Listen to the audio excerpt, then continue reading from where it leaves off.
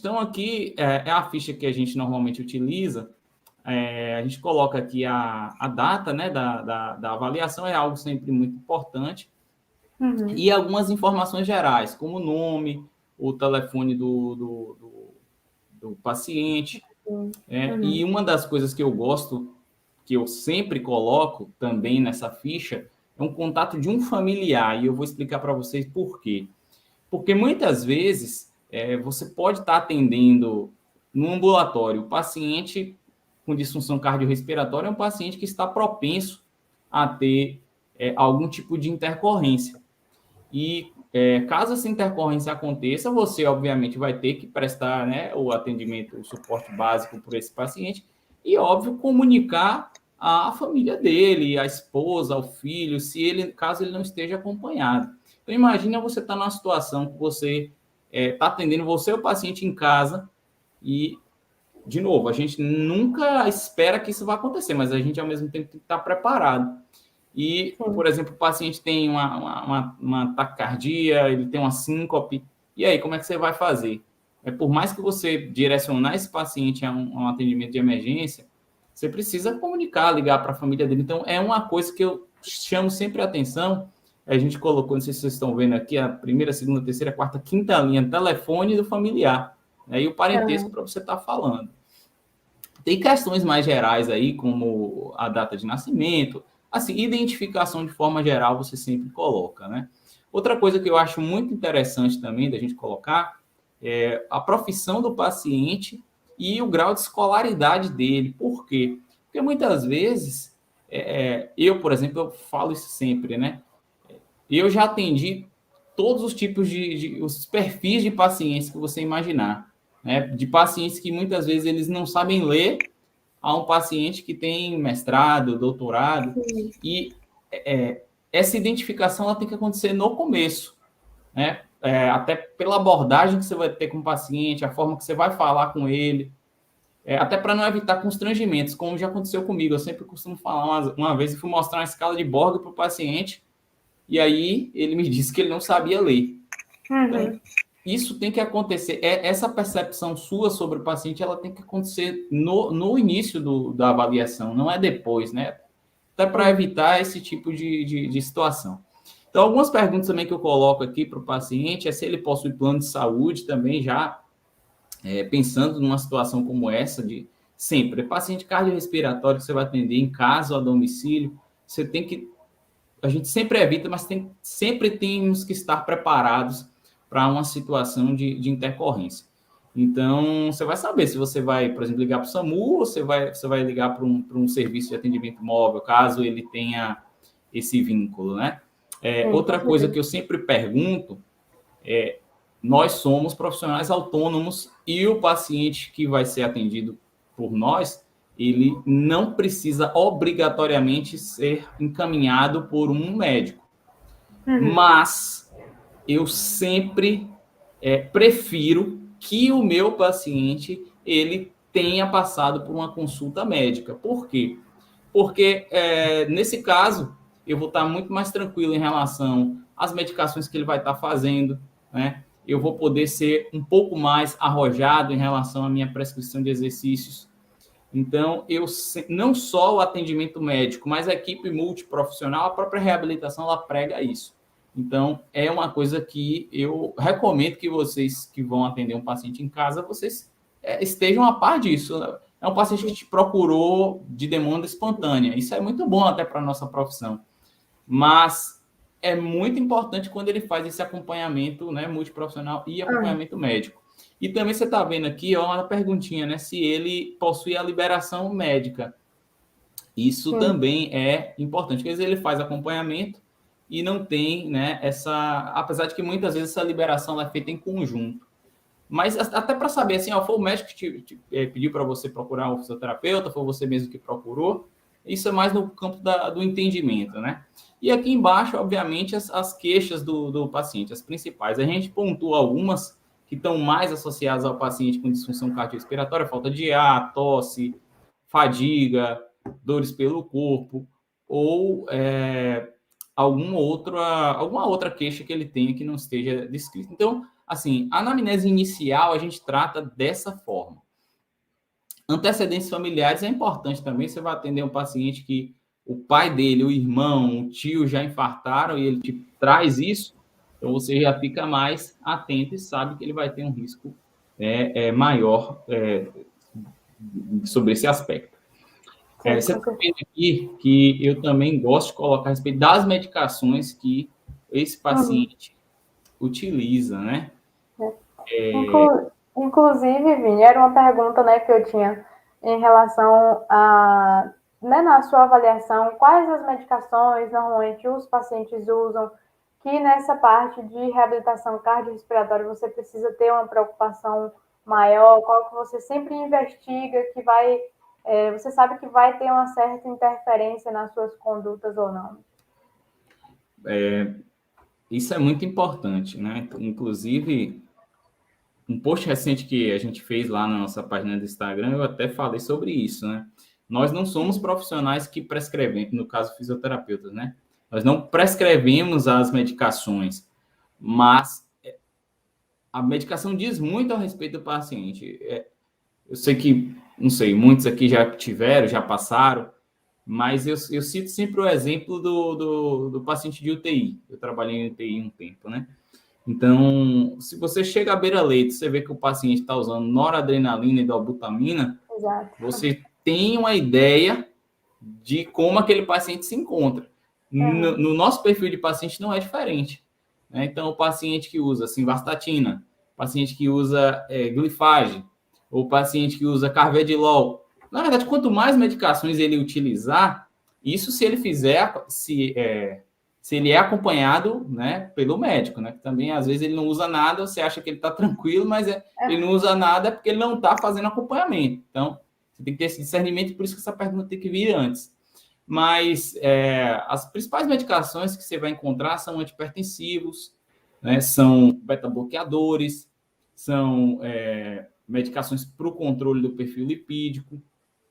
E isso é importante porque, às vezes, você pergunta para o paciente das comorbidades que ele tem, né? Eu não sei se eu já passei, enfim, essa ficha em algum momento a gente vai falar sobre comorbidades. E aí o paciente fala que não tem nada. E aí depois você vai ver na medicação, por exemplo, tem lá glifage, que a gente sabe que é uma medicação para o controle da glicemia. E aí você fala, mas você não tem nada e está usando glifage? Eu uso, mas a glicemia está normal. O açúcar está normal. Exatamente. Então você vê, não, ele tem diabetes, mas está sob controle, né? E ele não falou. Então, acho que as medicações são muito importantes, né? Chama atenção também para os beta-bloqueadores, que são fármacos que diminuem a atividade cronotrópica do indivíduo, e isso tem repercussão na prescrição do exercício também. Você vai passar uma atividade para o paciente, você vai... Não que não vai ter resposta, mas a frequência cardíaca ela vai ser mais inibida. Então, você vai ter que ficar mais dependente da percepção subjetiva de esforço. Então, são várias as medicações, né? Medicações broncodilatadoras, algumas delas podem ter o efeito inverso, ter efeito cronotrópico positivo, acelerar a frequência cardíaca. Sim. Então, é muito importante você saber, principalmente os efeitos adversos, as respostas que essas medicações elas trazem, tá bom? E continuando aqui, né, informações, né, sobre tabagismo, se o paciente já fumou, se ele fuma, se ele já parou, enfim. E aqui é o momento que a gente, até aí a gente vai muito na questão da anamnese, das perguntas que você faz para esse indivíduo.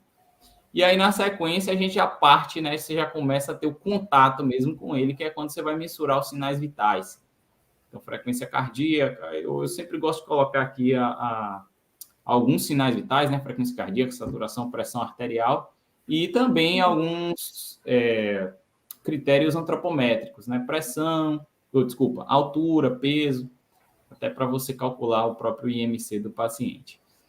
Na parte de baixo, eu coloquei aqui alguns dos exames que, para os meus perfis de pacientes, eu considero como sendo os mais relevantes. Mas, por exemplo, essa tabela, eu tenho ela em Word, e aí você pode editar. Né? Por exemplo, eu coloquei aqui E nem sempre o paciente vai vir com todos esses exames também, verdade seja dita, né? Mas, por exemplo, ele, se tiver com valores de glicose, eu vou querer saber o colesterol, né? Perfil lipídico, né? HDL, LDL, triglicerídeos. Uma coisa que eu sempre procuro investigar nos meus pacientes é a presença de anemia, né? Uhum. E aí tem aí apresentado o valor de hemoglobina, por quê? Porque o paciente que é anêmico, inclusive, o ideal não, ele precisa fazer essa correção antes de iniciar um programa de reabilitação, porque como é que eu vou reabilitar um paciente que está com a hemoglobina de 6, por exemplo, né? Sim, sim. Então, ele vai ter um VO2 baixo, um transporte de oxigênio prejudicado, não por uma questão, né, cardíaca em si, e sim por conta de uma questão relacionada ao transporte, né, de carreador de oxigênio mesmo. Então, é interessante que essa correção ela seja feita antes de você iniciar esse processo. Isso já aconteceu comigo uma vez. Né? O paciente chegou para a gente, a princípio não tinha esse exame, ele não apresentava melhora, né? E depois, quando a gente foi investigar, ele acabou trazendo esse exame depois, e aí a gente descobriu que ele estava com a hemoglobina por volta de 8, né? Um pouco menor que 8, né? Então, isso é complicado, né? Então, é importante realmente que você tenha... Às vezes ele não tem isso aí, beleza. Mas eu sempre vou perguntar por ele, você tem esse exame? Ok? E assim, Oi. Além desses exames laboratoriais, existe, né, algum outro exame que você geralmente, né, precisa de um dado mais específico com os pacientes? Algum exame que você, às vezes o paciente não tem, e você geralmente fala, não, seria interessante que tivesse um resultado de um exame assim para poder nortear melhor suas condutas? Boa sua pergunta, Bruna. Inclusive, pegando já um gancho também, na última postagem que eu fiz, em 2018, a Sociedade Portuguesa de Cardiologia, elas publicaram, quem tiver dúvida é só ir lá no meu Instagram e dar uma olhada. Eu coloquei até a parte inicial do artigo, um artigo, se não me engano, ele está até em acesso aberto no PubMed. Mas eles colocam lá, eu achei muito interessante, critérios mandatórios, ou seja, critérios obrigatórios para avaliação, né, de um paciente. Então, lá eles colocam alguns exames que, para mim, não seriam obrigatórios, mas, como eu sempre digo, são exames muito interessantes. Por exemplo, é muito complicado se atender um paciente cardiopata, né, que ele te procura por alguma queixa relacionada ao coração, que ele não traga pelo menos um eletrocardiograma para você. Sim, sim. Porque é um exame barato, um exame rápido, um exame sem efeitos colaterais, e que ele vai te dar uma noção ali, pelo menos, do processo de produção e condução do impulso elétrico. De novo, né, se o paciente for um paciente com diagnóstico de insuficiência cardíaca, eu vou querer, né, olhar o ecocardiograma dele, eu vou querer saber qual é a fração de ejeção dele, o volume sistólico de ejeção, se essa insuficiência cardíaca é uma insuficiência cardíaca com fração de ejeção normal ou reduzida. Então, o puro e simples diagnóstico, né, de uma insuficiência cardíaca, de alguma doença cardíaca, é importante. Eu sempre quero, né, o paciente venha com esse CID, mas, ao mesmo tempo, ele pode não me ajudar em muita coisa, né? Porque o paciente pode ter uma doença no estágio muito inicial e talvez ele não tenha até repercussão funcional nenhuma. Eu vou saber disso depois que eu for avaliá-lo. Então, esses exames, quando estão disponíveis, ecocardiograma, ECG, um teste também que eu sempre gostaria que o meu paciente trouxesse, mas que também não é obrigatório, é o próprio teste de esforço, ou até uma ergospirometria, que a gente sabe que aí sim é um exame mais... Isso, mas não é um exame que está muito acessível, né? Mas quando o paciente... Mas quando ele traz, você fica muito feliz, né? Porque é um exame que vai acrescentar muito. Aí eu sempre brinco, né? Como eu falo com meus alunos, eu digo, a gente tem que saber ser feliz na riqueza e na pobreza. Às vezes o paciente vem cheio de exame lá, às vezes não vem com nada. Nada. E isso aí vai impactar no seu atendimento. Porque uma coisa é a seguinte, Bruno, quando você vai atender um paciente, né, um paciente de reabilitação cardiorrespiratória, eu sempre, na minha cabeça, eu tenho três premissas, né? A primeira é resolver o problema dele, a segunda é resolver o problema dele de forma mais rápida possível. Eu posso resolver em 1 mês, eu posso resolver em 3 meses. Óbvio que quanto menos tempo, para mim vai ser melhor. E o que é mais importante eu tenho que resolver o problema dele, eu tenho que ser o mais rápido possível, eu tenho que resolver o problema dele com segurança. Então, assim, quanto mais aparato o paciente me traz, né, mais eu vou poder ser arrojado e, ao mesmo tempo, eu vou identificar ali o critério de segurança e, enfim. Então, assim, eu vou poder lhe atender se você não trouxer exame nenhum, vou. Mas aí eu vou ter que ser muito mais cauteloso e talvez isso aí vai gastar muito mais tempo. Sim, com certeza.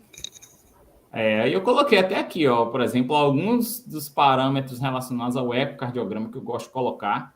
Atualmente eu até atendi bastante paciente com perfil pós-Covid, né, a nível domiciliar.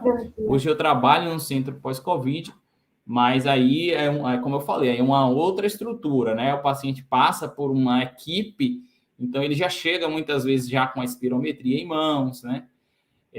E hoje o perfil de paciente que eu atendo a nível domiciliar não é tanto esse perfil. Então, assim, eu não tenho aqui na minha ficha, por exemplo, dados relacionados à espirometria.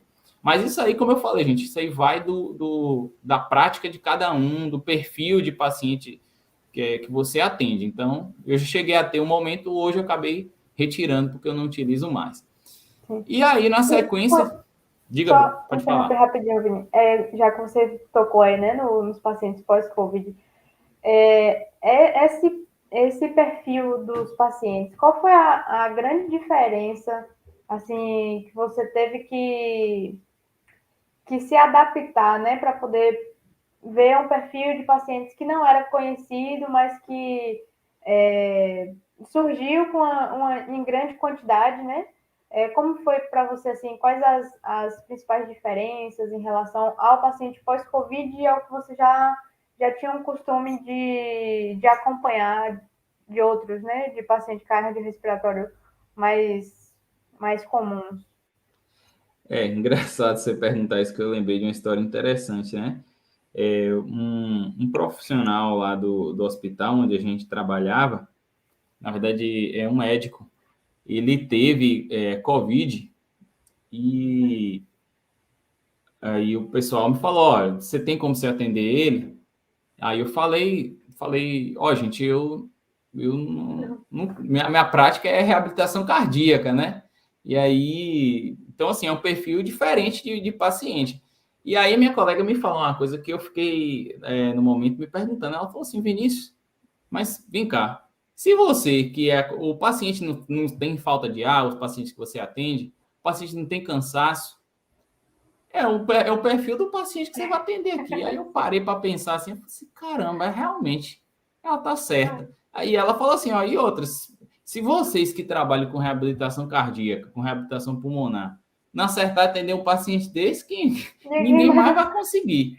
Então eu falei, caramba, realmente, ela tem razão. Mas é como a gente está falando, né? A gente trata a limitação funcional do paciente, a gente não trata a doença, porém, a gente precisa conhecer a doença a fundo. Então, eu acho que é esse um desafio muito grande. Então, o paciente com pós-Covid, ele é um paciente diferenciado, né? Do ponto de vista, né? A dispneia dele não é uma dispneia, como é que eu posso dizer, tradicional. Ele carrega muitas questões emocionais.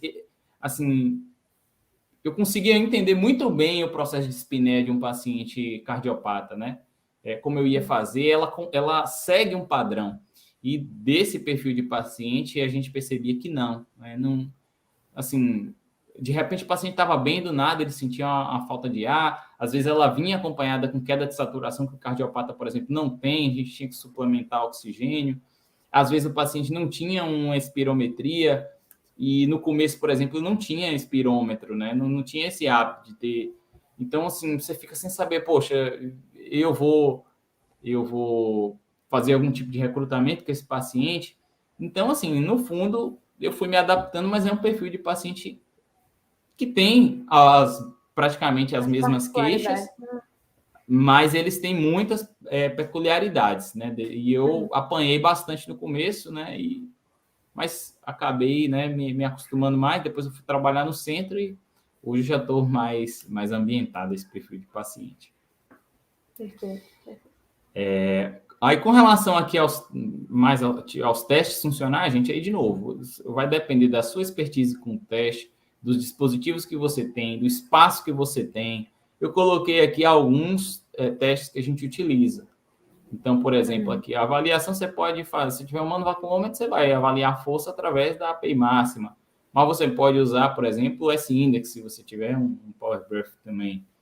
Aí vai da sua condição, né, do que você tem em mãos. A dinamometria eu sempre gosto, porque é uma avaliação, né, periférica, que a gente utiliza, até utilizada para dar o próprio diagnóstico de sarcopenia também, a gente utiliza a dinamometria. O TUG eu gosto porque ele é um teste que avalia a mobilidade do paciente, principalmente para pacientes idosos, né? Ele envolve ficar em pé, mudar de direção, contração concêntrica, contração excêntrica, porque ele tem que levantar, tem que sentar. O teste sentar e levantar de 5 segundos e o de 30 segundos, eu particularmente não gosto de usar o teste sentar e levantar de 1 minuto. Quando eu digo que eu não gosto, não estou dizendo que quem usa é errado, não. É só uma questão, como eu falei para você, uma questão particular, né, minha. Por exemplo, eu fui fazer esse teste e eu me cansei pra caramba, e eu sou uma pessoa ativa. Então, eu prefiro... E outra, eu parto dessa ordem. Eu faço primeiro o teste sentado e levantar de 5 repetições, né, a unidade que é em segundos, e depois eu vou fazer o de 30 segundos. Todos os dois avaliariam, entre aspas, né, a força e a potência de membros inferiores.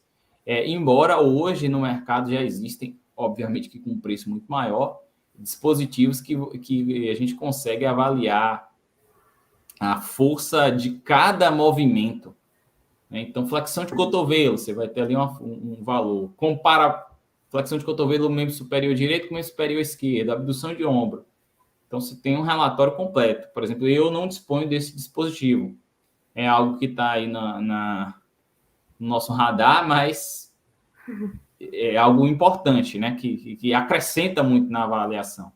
Para flexibilidade, a gente usa o FTF, que é um teste simples. Eu sempre busco, Bruna, procurar testes que sejam simples, rápidos e fáceis de fazer, mas que sejam testes validados. Eu acho que isso é o mais importante, né? Porque você também usar um teste barato e também que ele não foi avaliado, não validado, não foi experimentado. Para funcionalidade, principalmente em pacientes idosos. E aqui também é o seguinte, gente, nem todos os testes eu faço para todo mundo, né? Algum perfil de paciente eu posso não utilizar um teste.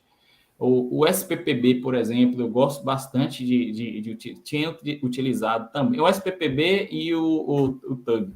Para pacientes idosos, eu sempre faço, independente dele ser cardiopata ou não.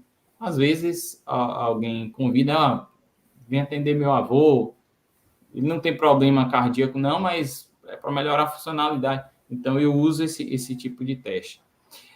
Por exemplo, aqui tem aí o teste do degrau, né? Como você está vendo aí. Normalmente, ou eu utilizo ele, ou o teste de caminhada de 6 minutos. Tem aí as duas opções. Qual que você vai usar? Depende do paciente, né? Tem paciente, por exemplo, que mora... Eu vou avaliar em casa, não tem corredor, não tem nada, eu vou usar o teste do degrau. Ou então não, o paciente mora num local que tem um corredor de 30 metros, tem uma quadra ali no condomínio que ele mora, é um local coberto, aí eu faço. Ou às vezes ele mora no local assim, ou às vezes eu vou tentar, ele não mora no local desse e eu vou usar o teste do degrau, mas ele não tem força suficiente para ficar em pé, precisa se apoiar, quase cai. Aí eu não uso nenhum nem outro. Então, assim, depende muito, né? Mas normalmente isso. E, às vezes, quando o paciente traz, aí, como eu falei, ele pode chegar para você na avaliação, por exemplo, eu peço serviço em um local, uma clínica de reabilitação, que o paciente passa por uma avaliação médica antes, ele chega para mim no dia, já com a avaliação médica, e ele chega com a ergospirometria na mão, né, com um eco, com tudo. Então, isso aí é um paraíso, né? Mas não é realidade. Na maioria das vezes, não acontece.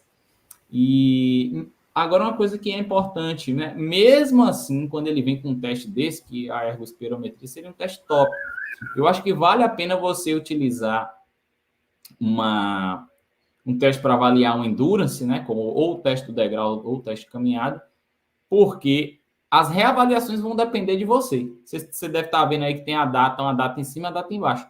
Eu tenho que fazer esse teste de entrada e tenho que fazer ele também de saída, com um mês de reavaliação, com 2 meses, o período você vai especificar. E, às vezes, por exemplo, se ele vem com um teste desse, eu não consigo, né, fazer uma ergospirometria no dia que ele quiser, às vezes o plano não libera, só libera um por ano, então tem todas essas coisas. Então, é bom você ter um teste, usar um teste funcional também para fazer essa medida, né?